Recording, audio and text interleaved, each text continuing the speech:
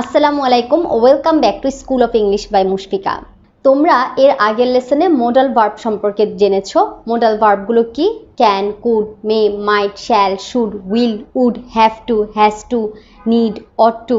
তো আজকের লেসনে তোমরা মোডাল ভার্বের বাস্তবে কিভাবে আমরা কথা বলার ক্ষেত্রে প্রয়োগ করতে পারি সেটাই দেখবে। এখানে আমি ডায়ালগ হিসেবে দেখিয়েছি নাফি, আরাফ এই দুজন ব্যক্তির কথার মধ্য দিয়ে আমরা মোডাল ভার্বের ব্যবহার দেখব। চলো তাহলে ক্লাসটা শুরু করি।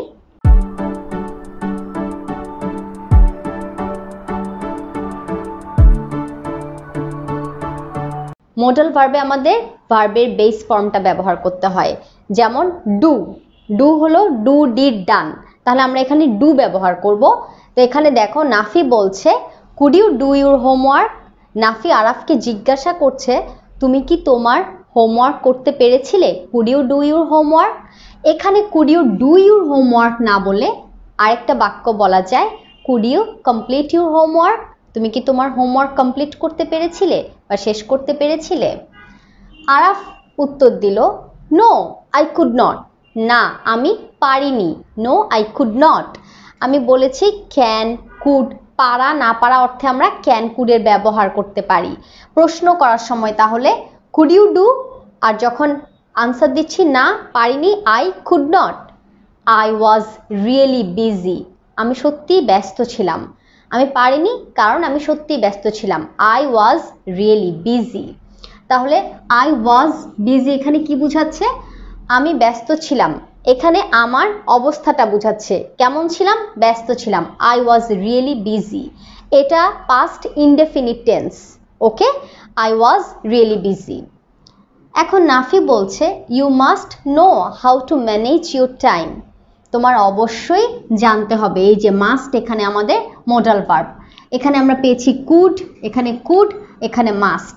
ইউ মাস্ট নো, তোমার অবশ্যই জানতে হবে how to manage your time, কিভাবে তোমার সময়টা ম্যানেজ করতে হবে।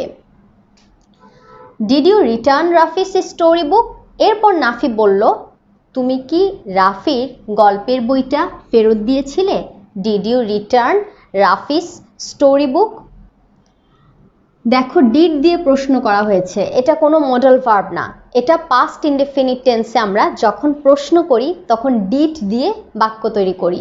তাহলে ডিড ইউ রিটার্ন এটা হলো মেইন ভার্ব, তাই না? তাহলে verb 1, did you return Rafi's story book. তুমি কি রাফির স্টোরি বইটা, রাফির আমি অ্যাপোস্ট্রফি এস এর ব্যবহারও শিখিয়েছি। রাফির বললে রাফির পরে অ্যাপোস্ট্রফি এস হবে। তাহলে did you return Rafi's story book. তুমি কি রাফির স্টোরি বুক মানে কি গল্পের বই, তুমি কি রাফির গল্পের বইটা ফেরত দিয়েছিলে? আরাফ তখন বলল নট ইয়েট, এখনো না। নট ইয়েট মানে না এখনো দেইনি, এটা খুব সংক্ষেপ করে বলা হয়েছে। নট ইয়েট এখনো দেইনি। Should I say sorry to him, আমার কি তাকে সরি বলা উচিত? এখানে শুড হলো modal verb. Should I say, এই যে দেখো এটা ভার্বের বেস ফর্ম, তাই না? সে, সেড, সেড। আমরা যখন মোডাল ভার্ব ইউজ করব তখন ভার্ব 1 ইউজ করতে হবে। Should I say sorry to him, আমার কি তাকে সরি বলা উচিত? তো বইটা ফেরত দেয়নি এজন্য তার কি সরি বলা উচিত কিনা জানতে চাইলো। নাফি উত্তর দিচ্ছে why should you say sorry. তুমি কেন সরি বলবে বা তোমার কেন সরি বলা উচিত? Why should you say sorry, দেখো এটাও verb 1। Why should you say sorry. তাহলে আমরা এখানে না বোধক, প্রশ্নবোধক দুই ধরনের বাক্যই কিন্তু দেখছি। আরাফ বলল I could not find his book in my house. আমি আমার বাসায় তার বইটা খুঁজে পাইনি। I could not find his book in my house. My house মানে আমার বাসা। আই কুড নট ফাইন্ড মানে আমি খুঁজে পাইনি। কি খুঁজে পাইনি? হিজ বুক, তার বইটা। ইন মাই হাউস আমার বাসায়, তার মানে সে রাফির থেকে যে বইটা নিয়েছিল সেটা তার বাসায় এখন আর খুঁজে পাচ্ছে না। Yesterday I was looking for the book everywhere. Yesterday মানে কি? গতকাল। I was looking for the book, আমি বইটা খোঁজ করছিলাম। এভরিওয়্যার সব জায়গায় আমি বইটা খুঁজছিলাম। কারো কাছ থেকে কিছু নিলে অবশ্যই আমাদের সেটা সাবধানে রাখতে হয় এবং ঠিকমতো রিটার্ন করতে হয়। তো বইটা যেহেতু সে পাচ্ছিল না তাই সে চারিদিকে খোঁজ করছিল। Yesterday I was looking for the book everywhere. এটা past continuous tense, আমি সব দিকে বইটা খোঁজ করছিলাম। এই সেন্টেন্সটা যদি আমি past indefinite লিখি তাহলে হবে Yesterday I looked for the book everywhere. গতকাল আমি সব দিকেই বইটা খোঁজ করেছিলাম। Can I buy a new book for him? আমি কি তার জন্য একটা নতুন বই কিনতে পারি? Can I buy? দেখো, can I buy আমি কি কিনতে পারি? I can buy এর মানে আমি কিনতে পারি। I cannot buy আমি কিনতে পারি না। তাহলে modal verb এর ব্যবহারটা অনেক সহজ। Can I buy a new book for him? আমি কি তার জন্য একটা নতুন বই কিনতে পারি? কারণ যেহেতু সে বইটা হারিয়ে ফেলেছে, বইটা খুঁজে পাচ্ছে না, এজন্য সে জিজ্ঞাসা করলো Can I buy a new book for him? For him মানে কি? তার জন্য। Can I buy আমি কি কিনতে পারি? A new book একটা নতুন বই for him? নাফি উত্তর দিল I saw the book in your bag. আমি বইটা তোমার ব্যাগে দেখেছিলাম।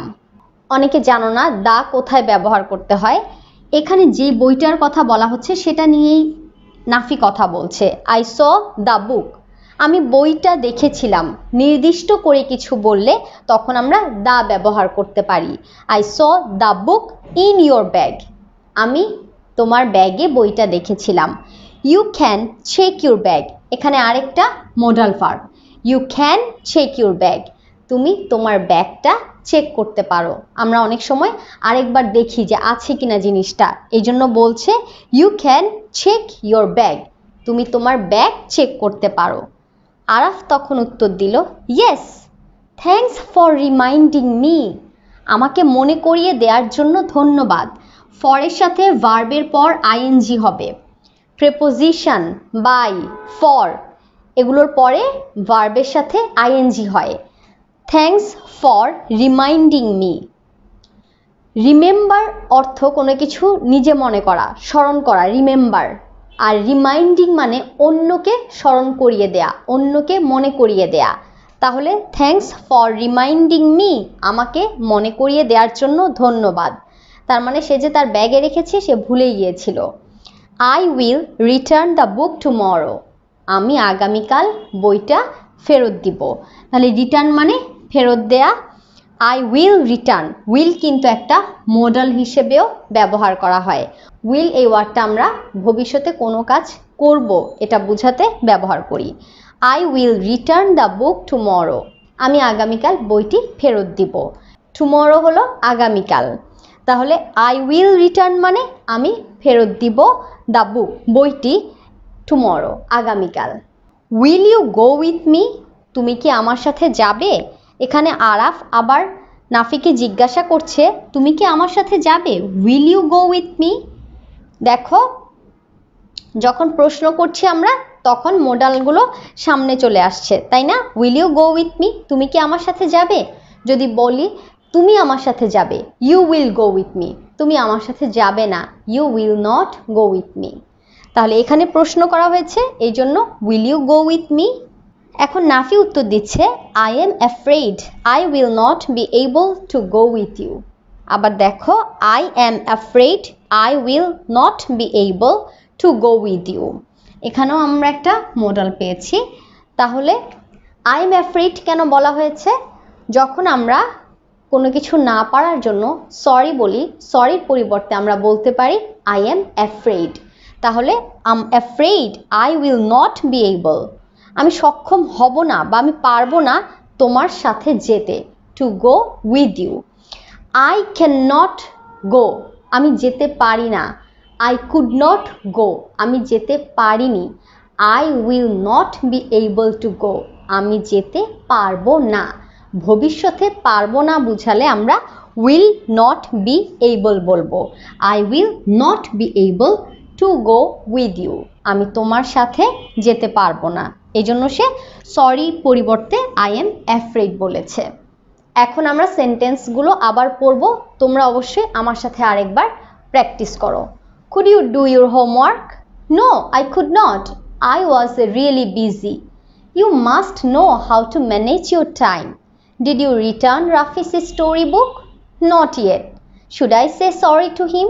Why should you say sorry? I could not find his book in my house. Yesterday I was looking for the book everywhere. Can I buy a new book for him? I saw the book in your bag. You can check your bag. Yes, thanks for reminding me. I will return the book tomorrow. Will you go with me? I'm afraid I will not be able to go with you. এই সেন্টেন্সগুলো দিয়ে আমি যেভাবে একটা dialogue তৈরি করলাম, তোমরাও try করো এরকমভাবে আরও ডায়ালগ নতুন করে বানাতে, আর সেগুলো নিজেরা বলে প্র্যাকটিস করবে। Thanks for watching this lesson. আসসালামু আলাইকুম।